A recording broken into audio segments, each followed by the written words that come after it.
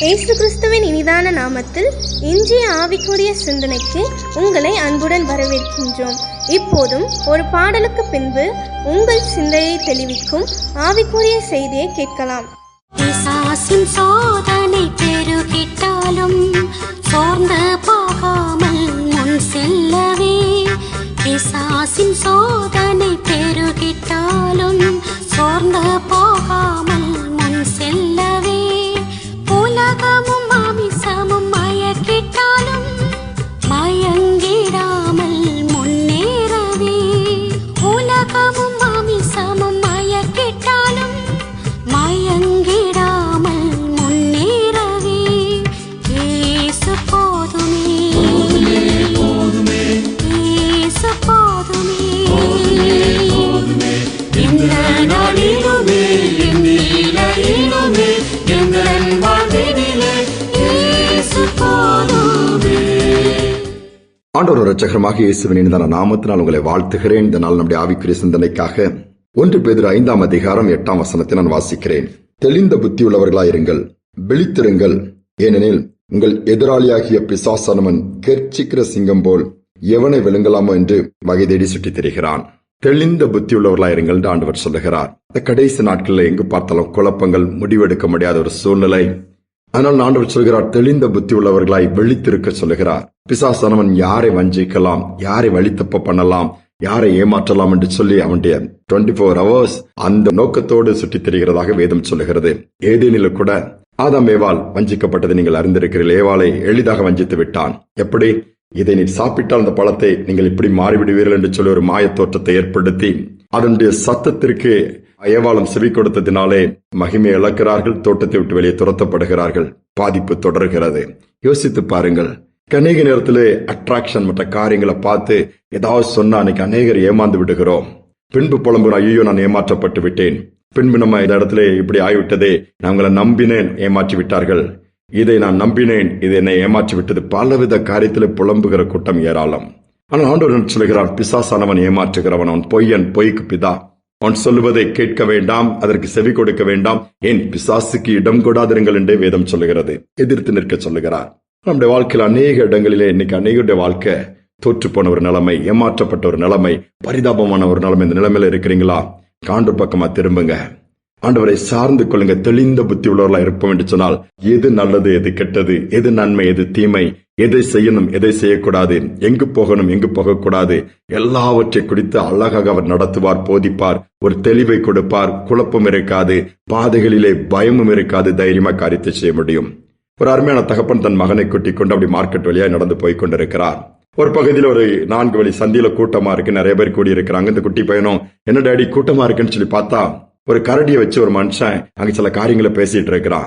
என்னதான் பார்க்கலாம், கரடியை பார்க்கலான்னு பையன் கேட்டதான் அவனுடைய தகப்பனை கூட்டிட்டு போய் பார்த்தா அவன் சொல்றான், அந்த கரடி முடியை ஒன்று நீங்க வாங்குனீங்கன்னா உங்க கையில கட்டிக்கலாம், இல்ல வீட்டுல அலமாரில வச்சு கபோர்ட்ல வச்சீங்கன்னா சரி, எங்க வச்சாலும் உங்களுக்கு செல்வம் கொட்டும், பிசினஸ் ஓகோன்னு சொல்லி வளரும், உங்களுக்கு எல்லாம் நீ நன்மையா தான் முடியும், நஷ்டம் இருக்காது, கஷ்டம் இருக்காதுன்னு பலவித அந்த மாதிரி காரியத்தை அப்படியே அட்ராக்டிவா அழகா பேசிட்டு இருக்கும்போது நிறைய பேர் மயங்கி இது 50 ரூபாய் தான், ஒரு முடிய வேணா வாங்கிட்டு போங்கன்னு சொல்லிட்டு விற்று கொண்டிருக்கிறான். நிறைய பேர் வாங்கிட்டு போறாங்க, ஆசையா, எதிர்பார்ப்போடு, நம்பிக்கையா.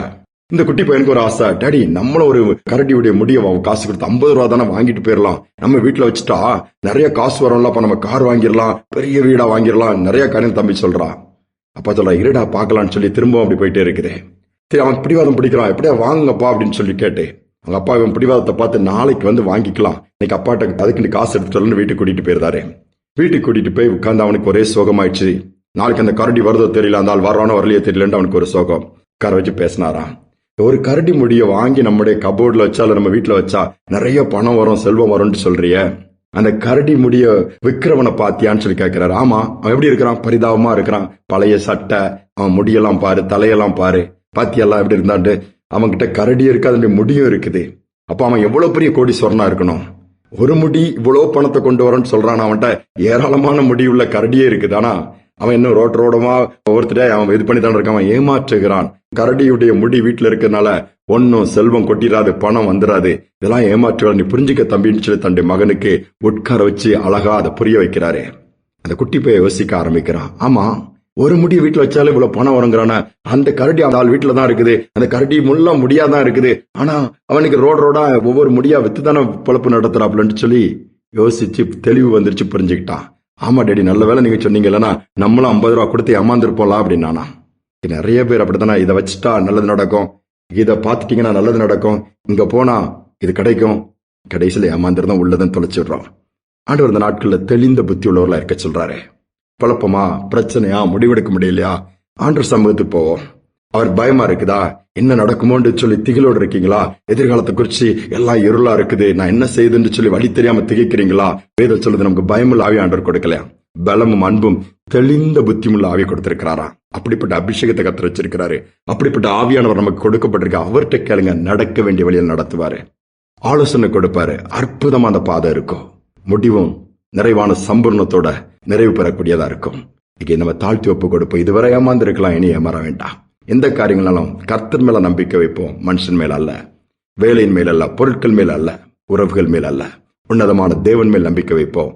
ஒருபோதும் வெட்கப்பட விட மாட்டார். ஜெபிப்பு அன்பின் தகப்பன், இந்த புதிய நாளை கொடுத்ததற்காய் ஸ்தோத்திரம். இன்னைக்கு பிசாசான அநேகரை வஞ்சிக்கிறான், ஏமாற்றப்படுகிறோம், தெரிந்து கொள்ளப்பட்டவர்கள் கூட வஞ்சிக்கப்பட்டு விடுகிறார்களப்பா. இந்த நாளில் நம்முடைய பிள்ளைகள் தெளிவா இருக்கத்தக்கதாய், வெளிப்பா இருக்கத்தக்கதாய், ஜாக்கிரதையா இருக்கத்தக்கதாய், உண்மை சார்ந்திருக்கத்தக்கக்கூடிய கிருபை இதை கேட்கிற ஒவ்வொருவருக்கும் கொடுப்பீராக. சோர்வுகளை எடுத்து போடுங்க, குழப்பங்களை எடுத்து போடுங்க, தெளிவை கொடுங்கப்பா. எல்லாமே என்ன செய்யறோன்னு தெரியாதேன்னு சொல்லி புலம்புற பிள்ளைகளுக்கு நேர்வழியில நடத்துங்கப்பா. எந்த விதத்திலும் சத்துரு நுழையாதபடி அக்கினி மதலா இருந்து பாதுகாத்து அடுத்த எல்கைக்குள் கொண்டு போங்க. பெரிய காரியங்கள் செய்வதற்காய் ஸ்தோத்திரம், மகிமைப்படுவதற்காய் ஸ்தோத்திரம். துதிகணமை ஏற்றுக்கொள்ளும் இயேசுவின் நாமத்தில் பிதாவே, ஆமேன் ஆமேன். நாம் தெளிந்த புத்தி உள்ளவர்களாய் விழித்திருக்கும் பொழுது பிசாசு நம்ம ஏமாற்ற முடியாது, அவன் தான் ஏமாந்து போவான். இந்த சிந்தனையோடு இந்த நாளை தொடருவோம். மீண்டுமாய் நாளை தினம் சந்திப்போம்.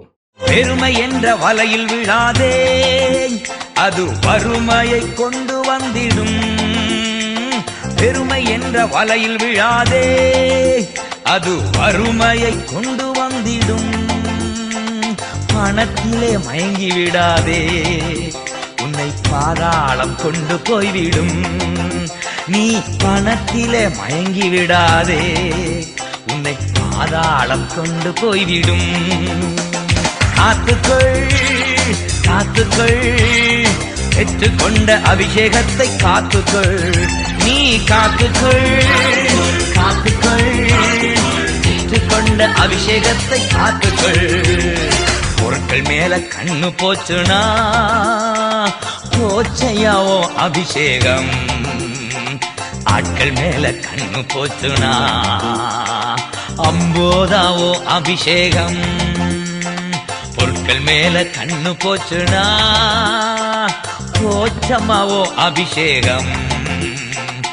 அட மேல கண்ணு போச்சுனா அம்போதாவோ அபிஷேகம். காத்துக்கொள் காத்துக்கொள், பெற்றுக்கொண்ட அபிஷேகத்தை காத்துக்கொள்.